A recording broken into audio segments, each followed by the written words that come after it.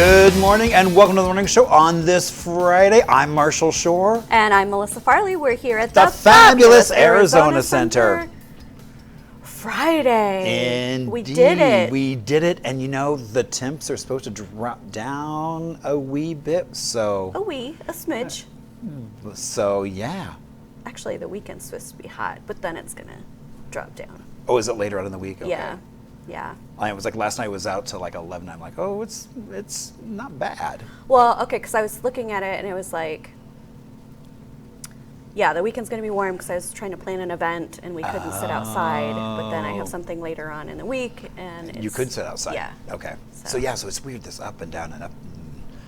At some point, you know, there's going to be no down. It's just going to be. I just get angry when it breaks 100. Like anytime it breaks 100, I'm like, how dare you?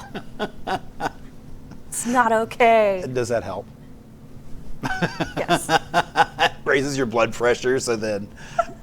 I don't know. Remember Courtney said like you should like move your body to get emotions out, and I feel like that like helps you release that pent up angst about the heat. I actually did that the other day. I was feeling really like anxious. So she was like, I was like, Courtney said she sometimes like will just like flail like a toddler and like, you know, so I was like, I'm gonna try it. Felt pretty good. You know, it's after doing so many kids programs, shake your sillies out. Yeah. I mean, there's often times where I'm just sitting there doing something. I'll just need to get up and shake my sillies out. Yeah. I've done that in like healing movement classes, you know, you kind of move, but it was the first time I like used voice like through a tantrum. Were you alone at the time? I was, yeah. Okay, good. Okay. Except for my dog, who makes that quite difficult. Yeah. No. So, actually, my dog is really sweet. He, like, when I cry, like if I cry at home, and sometimes like I want to cry, like I want to sit in that moment and like let the feelings come, and he'll come and like, boop, like right in my nose, like boop trying me to and get be like, Mom, yeah, What's and then I on? laugh and I'm like, I can't even cry. But no, he's good. Then you go in the bathroom and shut the door and. He opens doors. Wow. Yeah. Well, there you go. Yeah, he opens doors. No place is safe from Charlie. No place is safe from Charlie. Yeah. You know, and speaking of no safe space. I know. I've been trying to talk. You've been trying to like avoid. Put it off as long as possible. All right, our word of the day. I didn't even get to rip today. Oh no, because I did it in advance. Robbed. Yes, you were robbed. So, well, because it was like, I mean, we'd had several.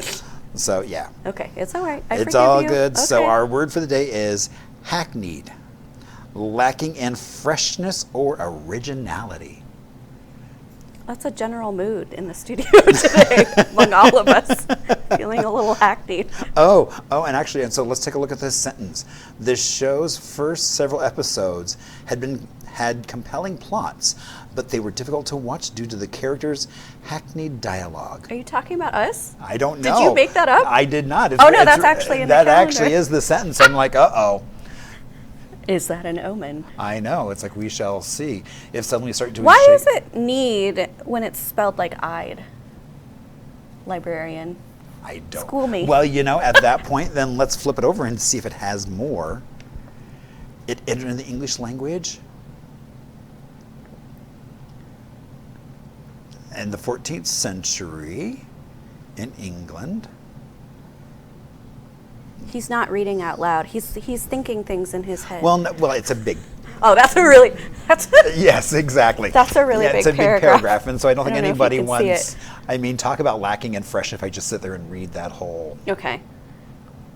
It's now it's a common synonym for trite. Oh. Yeah. So yeah, unoriginal, basically unoriginal and not fresh. Got it. And I'm wondering how people know the word trite. I mean. Really? Well, what was that other word I was trying? Okay, let's do an intern poll. Brandon and Theo, in God's in My Ear, do you know the word trite? No. So that's exactly what No. yeah. Okay. So that's kind of what I figured. I was like, because they didn't know tepid. Yeah, that was the other word, tepid. So yeah. Yeah, I knew it was another T word. Maybe they just have a void of T words.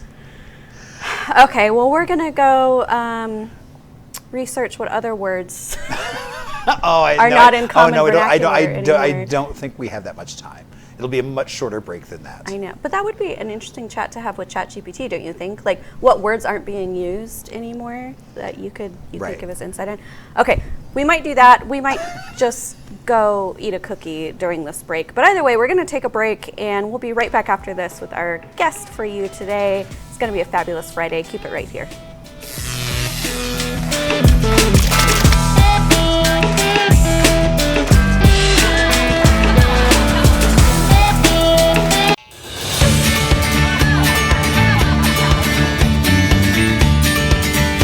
Good morning and welcome back to the morning show. I'm Marshall Shore. And I'm Melissa Farley. We're here at the fabulous Arizona Center.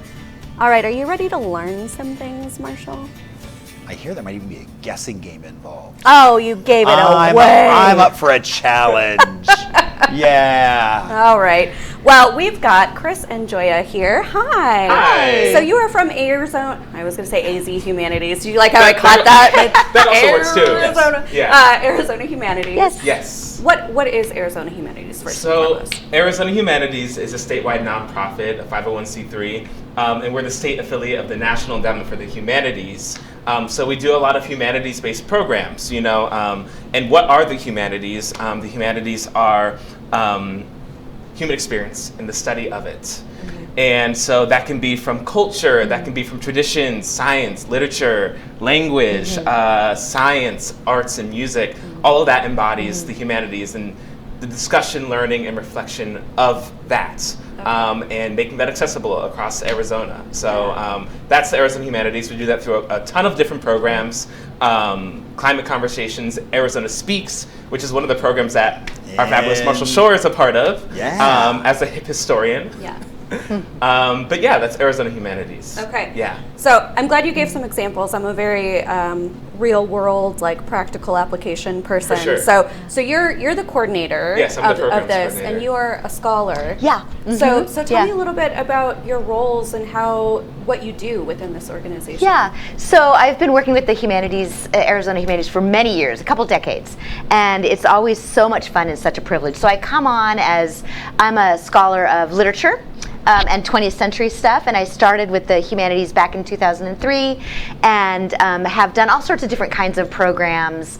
The Arizona Humanities will send me to different, as Chris said, it's all about access. So send me to different communities all over the state to do reading programs, or sort of book club programs, or any sort of programming that sort of helps people tap into their stories. And the stories that helps them make meaning about themselves. So, yeah. That seems really important. Yeah. And I think I'm saying something just sort of anecdotally of things that I've observed in the sense that sometimes it seems like the idea of innovation and progress is separate from humanities. Yeah. And I think that's obviously a false narrative. Right. But can you kind of talk about your role and why it's so important right now? You bring up such an important point, because I think the term innovation is sort of, overused. It's a little bit hackneyed. And yay, word of the day! We use the word. Where's the duck dropping down from the ceiling? But no, you're exactly right. Like it doesn't just belong to the business world. Right. Innovation is any place where we humans have changed the world in a way that the world wouldn't have changed by itself, right? It's not evolution, it's innovation. Whether we're building, canals, irrigation canals, or whether we're accidentally discovering penicillin, right? Or whether we're, because this was an accident. It was a historical accident. And that's another thing about innovation. It always happens when there's community, right? It's not just the hero deciding on something. It always happens with serendipity. It's sort of accidental. It always happens through trial and error. Yeah, innovation happens because of people, places, and circumstances, and that culmination of those things spark together. But I'm bump.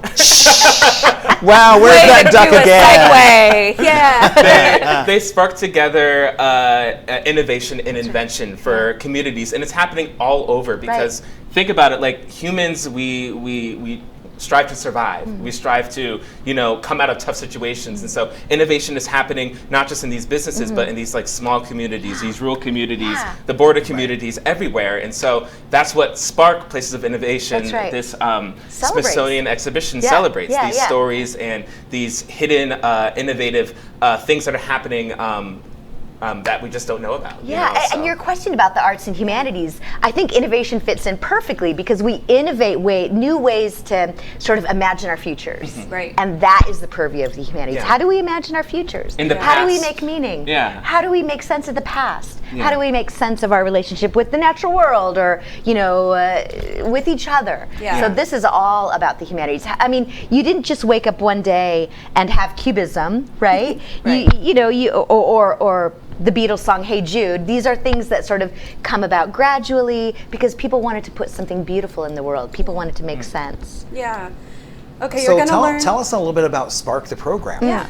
So Spark Places of Innovation is a program through the Smithsonian Museum of Institution, and it's a program that humanities councils have been a part of for a while in different variations. So Spark is the project that they're doing this time, but we've been a part of these museum exhibitions in the past, Voices and Votes, Waterways, and so this year we're focusing on Spark Places of Innovation, which is highlighting stories of innovation in rural America. And so through the Smithsonian, they bring in this museum exhibition to different states, and it travels around the state in 6 to 7 different communities. And so for us, it's traveling from June 2025 to March 2026, starting in Camp Verde and going all the way to Yuma. And so each host site will have this exhibition, this high Yuma caliber. is considered rural? Sorry, So- I can't say that word well, but I always try.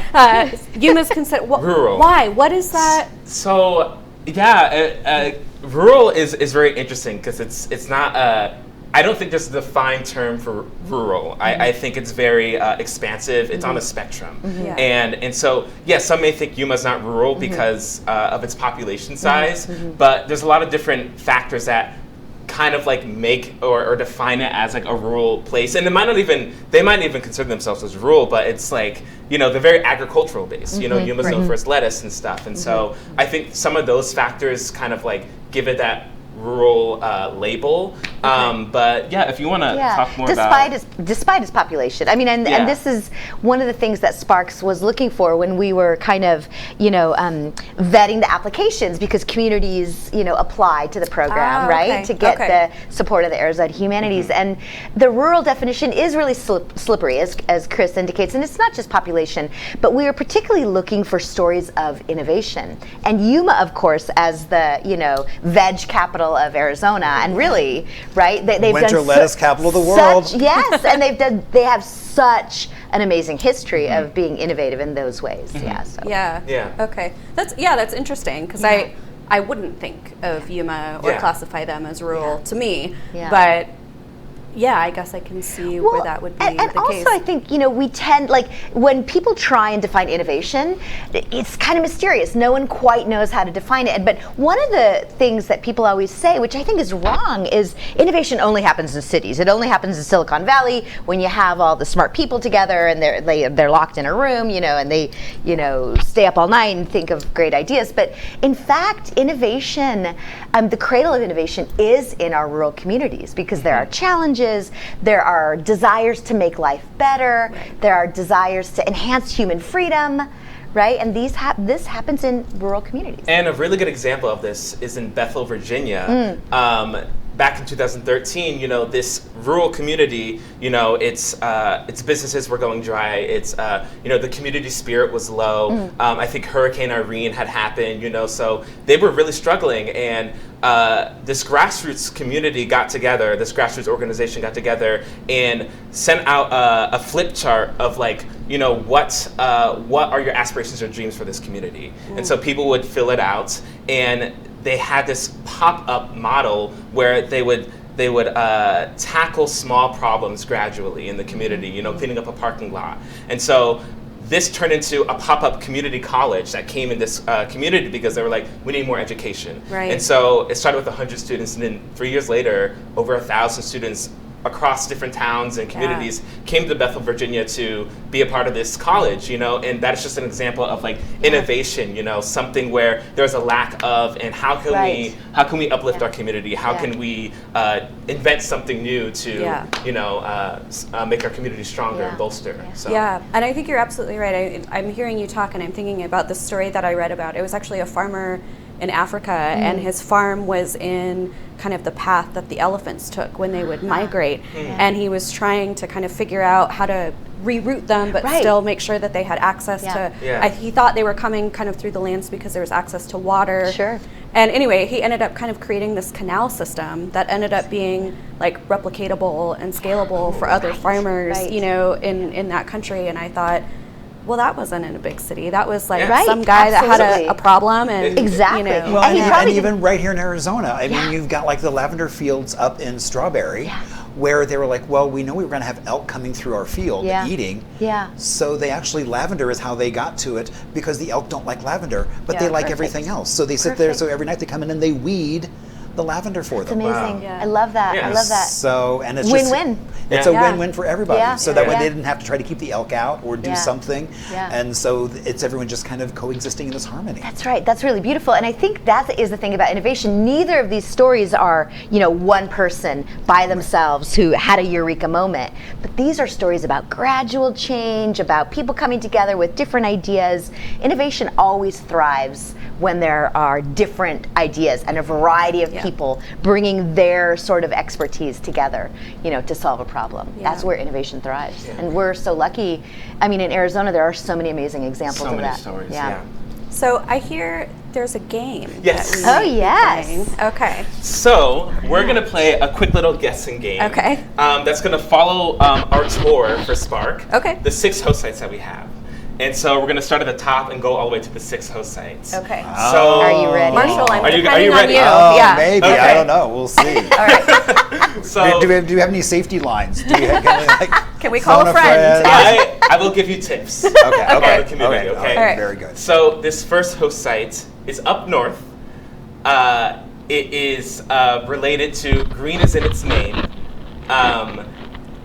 I think it's the Salt River or the Some Verde Valley? Close. It also has a military history. A military what? history. Military history. history. It is the home of a river. Yes. it That is means green. Yes. And it's up north, like I said. I'm thinking it's like with the military kingman. First word sounds like Camp Verde. yes. Yes. Ah, okay. Yeah. Green camp. Yep. Okay. So that's where we start first. Yep. Right here, Camp Verde, and then now we go down south. Okay. So our second host site is a border community. It's southeast,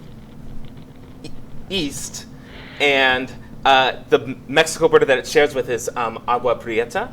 Oh, Douglas. Yes. Oh my gosh. We I love Douglas. Yeah. Douglas. We love Douglas. Yes, And yes. Bisbee's right. I mean, Yeah. just a It's an step amazing away, community. but Douglas, oh my Yeah. gosh. I mean, you've got Art Car World. You've got the Last Supper Museum.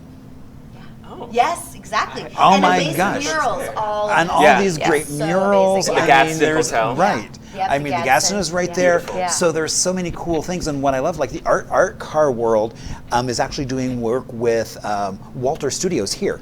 So, Oh, is it really? Yeah. Oh, cool. So I mean, Douglas is one of those. I'm like, it's like I went there and I'm like, I was there for like a day and a half, and I was like, oh, I'm going to completely do the town. Yeah. I'm like, I need to go back for like 4 more days because I didn't get everything done in this little tiny town. Of, Yeah. So special. It is. Yeah. I was- And oh they're my one of our gosh. sites of they're- innovation. yeah. Oh my gosh. Yeah. Oh. Very cool. Yeah. Second on the tour. I so. might have to. Yeah, Go you to might visit. have. It gives you a reason, you Yeah. can stop by Bisbee and then go to Douglas, so yeah. So Marshall has 2 points. Yeah.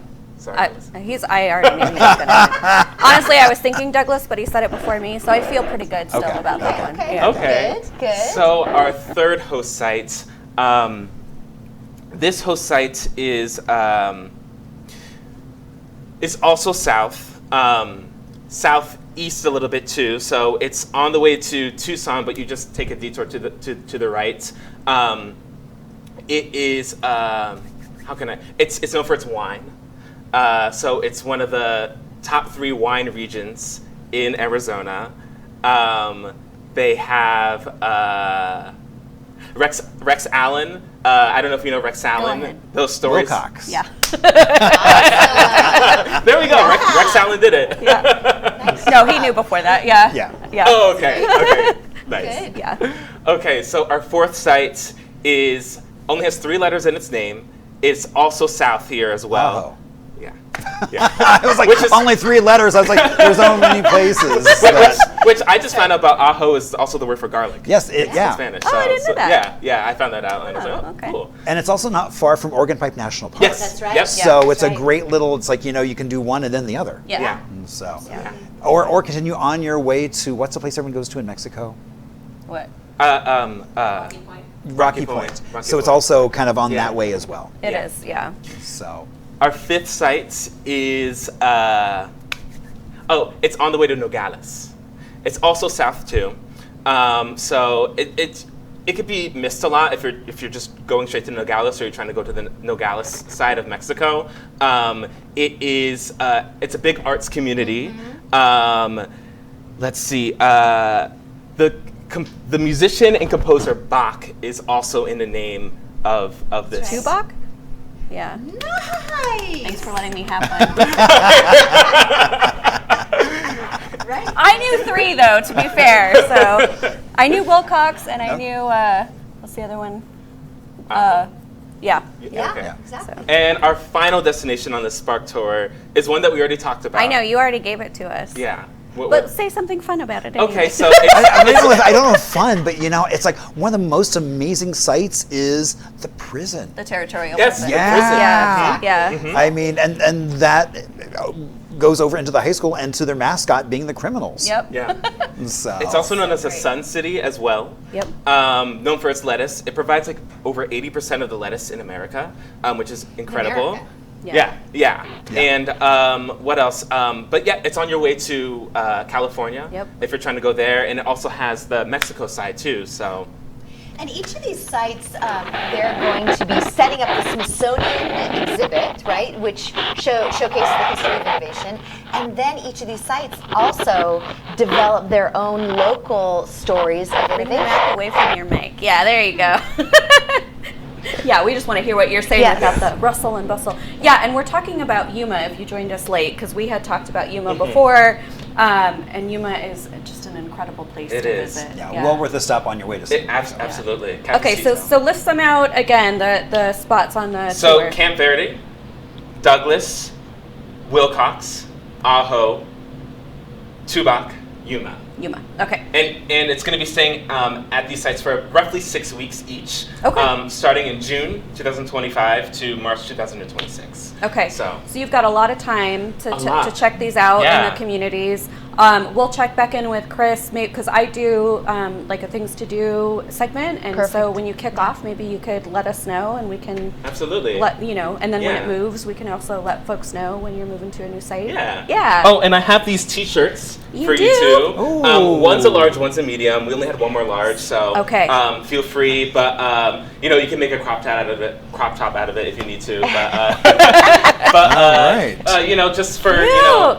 interviewing us and also taking part of Yeah. our guessing game. So Very You're both cool. winners. you're both winners. Aww. I'm a winner inside. So, let us share some information about how people can learn more about Arizona Yeah. Humanities, about the upcoming Spark Innovation Tour, all of the good stuff. For Where can we sure. go? So if you want to learn more information about Spark, you can just visit our website, Arizona Humanities, and go to our programs page, and Spark should be one of the programs.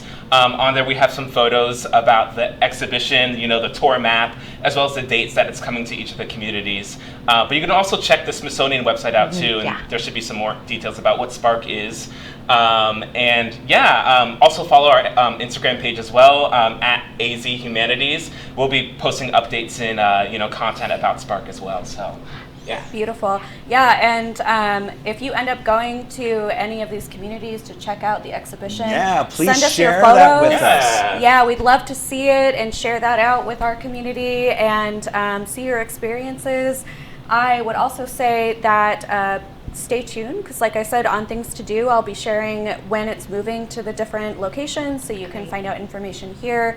And if you are passionate about the humanities, I understand that you accept donations for the program, correct? Absolutely. Yes, it is. Yeah, okay. Yeah. So lots of different ways to get involved Yeah. and support, but most importantly, just get out and see what these cool people are doing. Yeah. And explore Arizona. And explore Yes. Arizona. It's a I mean, great that's the thing. opportunity. I mean, Yeah. all these cities, they have so much history. Yes. I mean, Tubac has so much history right there. Yeah. Yeah. So Yeah. just walking around is a treat. I think the only place I haven't been is Ajo. I don't think I haven't been yet either, but it's Yeah. actually only an hour and a half drive, so it's pretty close. Okay. Yeah. Yeah. So I have been to Ajo because we went to Oregon Pipe, and that's how I know it's on the way to Mexico, because everyone's zipping to Mexico, and we're just like la la la la. la. That's about right. Yeah. Yeah. All right. Well, thank you so much for joining Thank us. you. It's been so great to learn about Yeah. what you're doing. We're going to take a quick break. We'll be right back after this with our stuff. Indeed.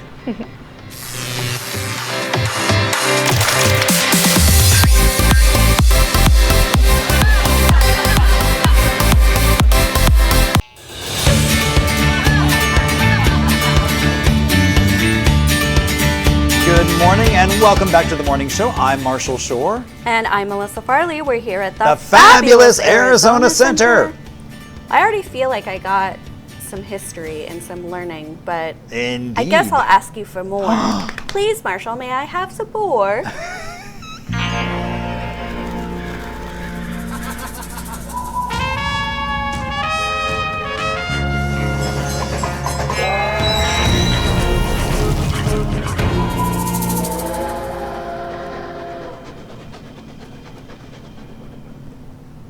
All right, so now where do you live?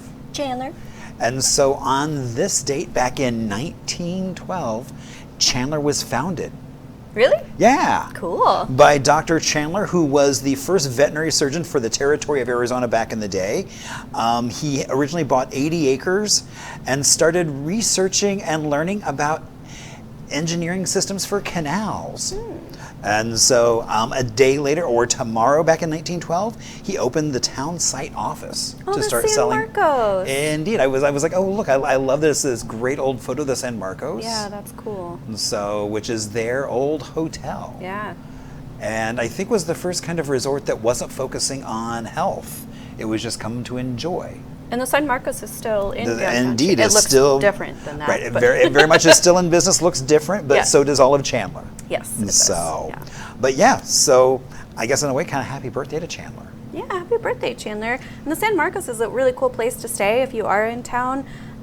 There's tons of restaurants, cool little shops nearby. I mean, that whole little downtown area is thriving. Yeah. I mean, I was just down there. One of our Gashatuan had a comedy show that was Yeah. just off the street from down. Main Also, Street. if you don't want to stay at like a big hotel like the San Marcos, right down the way there's the Aloha Motel. That's just quirky and funky and kind of. Oh, it has a lot great of- sign. Yeah, it has Yeah. a great sign. Yeah, so you have options. But Indeed, and then Chandler Liquors is right down the street as well with another great sign. But yeah, and then there's Chandler Center for the Arts, which actually has some. It's a beautiful space inside, and Right. I've seen some really great shows there. Yeah. yeah, I mean, it's a beautiful space, and then you've got just that whole downtown vibe going on with all kinds of cool restaurants. Yeah. And so So come visit Chandler. very well worthwhile in checking out. Yeah. All right, so let's talk about some other things that we could celebrate. Woohoo!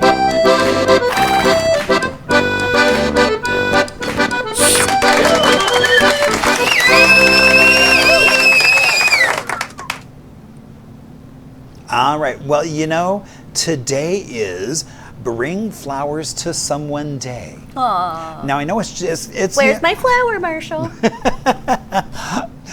Mother's Day, you got a ton of them, I'm sure. I did. And so, Even though I'm not a mom, I still got flowers, which I appreciate. which I thought was interesting this year, it's like so many people were just thanking Yeah. anyone who ever had a child, or even if you didn't have a child, it's Happy Mother's Day. Yeah. And so, Well, and I'll be open about it. So Mother's Day didn't ever used to really bother me, but as I get older, sometimes I feel a little funny on Mother's Day about not having kids. And so I had told Pat, like, I think last year I said, if you could still kind of make me feel special, I would appreciate it. And he did. He bought me these beautiful hydrangeas and Aw, got me a nice. card, and so. Hopefully it was from him and Charlie. Yeah. Okay. Yeah, I'm a dog mom. Indeed, exactly.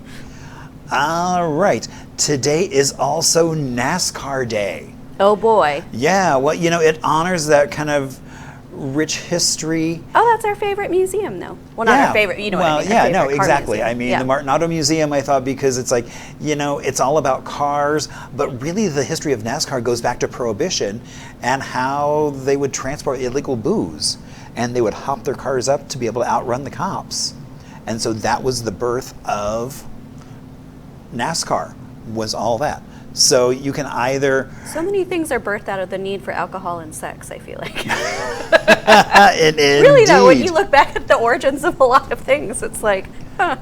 Okay. So yeah, I mean, there's PIR. You can go to a race. You can go visit a racing museum or go visit the Martin Auto Museum, and I know they have some race cars there, but they have all kinds of cool cars. They do. If you haven't been, well worth going to, or even host a viewing party because there's so many races across the country. Yeah. That, so growing up in Indiana, we would have the 500, and so we would literally have a cookout outside. We'd put one speaker out one side, one speaker out the other side, and so you heard the stereo of the cars. Oh, wow. So that is not my world, like, at all. Yeah. Well, my dad was very much a hot rodder. So indeed, and then it is Nickel Day.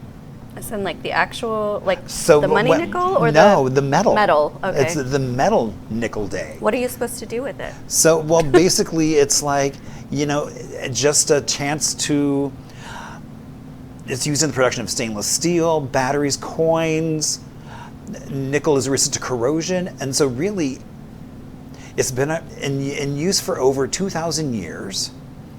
And so really just kind of learning about it. I mean, there is a little bit of nickel in a nickel, but it's also used in the creation of stainless steel. Yeah. And so all kinds of things. And a nickel is only 25% nickel. That doesn't surprise me. So yeah. The rest it's of like it when you buy juice and it's like 5% juice. Right. From concentrate. Yeah. So, and then it is also Pickle Day. Our crack team, we have no pickles. We have no pickles. No. We have an old episode where Marshall and I actually taste tested I a know, bunch of and I know pickles. my goal was, I was like, I should bring pickles for Pickle Day, and then it just kind of... That's my mother's favorite episode. Did you know that? Oh She loves man, if that I'd one. known that, then I definitely would have brought in some pickles. That's okay. Because we have all kinds of weird pickles at home. But Well, we could still do it. It doesn't that's have to true. be Pickle Day for it's us like, hey, to do a pickle taste test. it's a Monday. Is there a cucumber day? We could fudge it a little I'm bit. sure there is. So, but I mean, pickles go through basically almost any community on the planet. I mean, whether it's cucumbers, you can have pickled lettuce. There's all kinds of things in different cultures where they use pickling as a way to preserve things. So you could, to celebrate, you could host your own pickle party, which is what we did back in the day. Maybe we should do that again. Pickle party! Well, it's got to be better than the sausage party. Yeah, I saw that movie. I didn't. You at least have that time, whatever the length of the movie was in your life. Yeah. I lost that time. Nope. So. Nope. I had no interest whatsoever in that. I didn't have interest either, but sometimes you just go see things. Sometimes you do. So there you go. All right. So if we're not going to a pickle party, what other things could we be doing around town? It's okay, let me check my calendar.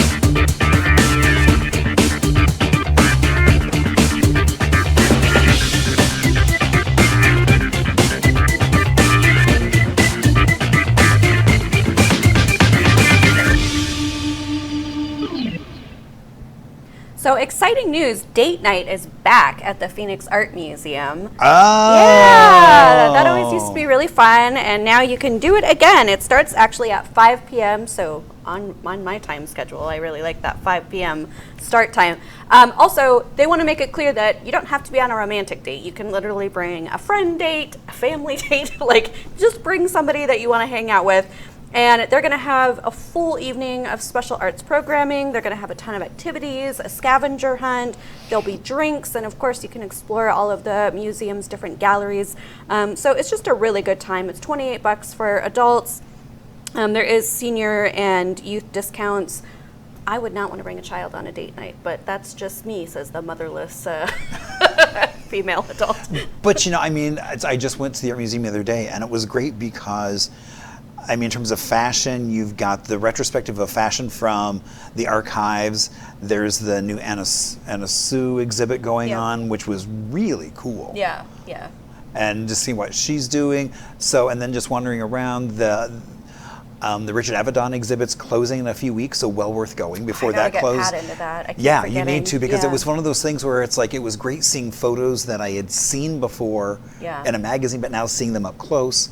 And then other photos I knew, but didn't know it was him that had done it. So that was really cool. Pat almost never asked me to go to a museum, but like I remember when they first announced the Avedon exhibit, he was like, I really want to do this. I think you have like 2 more weeks. Okay. Maybe a week. Good reminder. So, yeah. Yeah, so I used to go before I had like a full roster of clients. I would go to the Phoenix Art Museum every month. I would just like take myself on a solo date to the art museum, and I loved it because like you get to see all the stuff that's changing and just have that time to yourself and be immersed in everything that they have. And again, as we talk about creativity and innovation, I mean, sitting there looking at all these other things, it's like as they just kind of permeate and seep in. Yeah.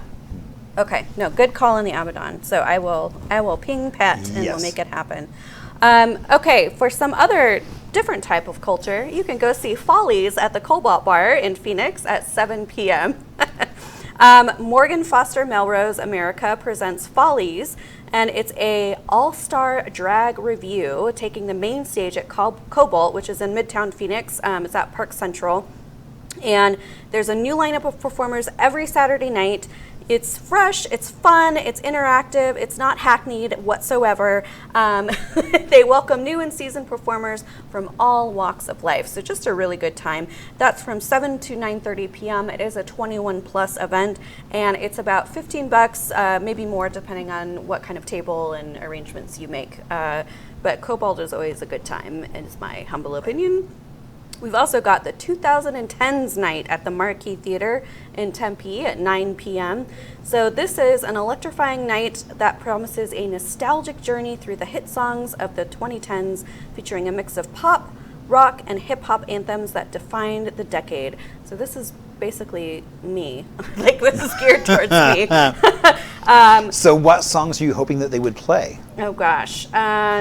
Because I'm thinking 2010s, I'm like, I couldn't be like, oh, well, there's this and this, but. Yeah, maybe I know now. Maybe it's not me. Maybe I'm older. See, that's what I was thinking. Because I thought of a lot of 90s actually when it came to my. Yeah, no, it's like that's what I was thinking. It's like I was like, wow. No, it's really not me. It's not me. It's for all you younger people. And so it's true because it doesn't start till 9 p.m. and I'll already be in bed. So there's that. It is tickets start at $20 and it's 18 plus. So we've got movies in the park happening at Kiwanis Park in Tempe at 7 p.m. Ooh, what movie? Coco. Oh, look at that Coco. Yeah, so very cool. They are doing this basically. Sorry, I lost my train of thought. I got excited by looking at the Coco picture. So basically they're asking that you arrive early and claim a spot. You can do a picnic dinner if you want. You can bring snacks. You can bring chairs, whatever you want to do to be comfortable and just hang out in the park. The movie starts right around 7 p.m. They try to wait till kind of dusk happens and it gets a little darker. And so they're going to be on the north soccer field of Kiwanis Park, which is off of Baseline and Ash, if you're trying to kind of find what area of the park they're in. And the cool thing about these is it's totally free. You can always come to these for free, and it starts at 7. And a little bit of Arizona history thrown into Coco. So Lalo Guerrero from Tucson, who was the godfather of the Chicano music, his son was one of the consultants. They basically did like a test of the movie. Oh, cool. And they were like, oh yeah, you need to change all these things. And they did. No, that's awesome. So, yeah, that's great. Yeah. I know. You know, everyone gives Disney and Pixar a hard rap, but the Pixar storytelling studios, they I mean, that was the thing. I mean, they said, here's our movie, and they were like, oh no, Yep. you need to change this, Yeah. and this, and then they did. I know, they're receptive. Yeah. Anyway, I don't work for Pixar, I just like them. Okay, we've got Tyler Henry, the Hollywood medium at Talking Stick Resort in Scottsdale at 7 p.m. He is the star of 2 Netflix series, Live from the Other Side and Life After Death with Tyler Henry.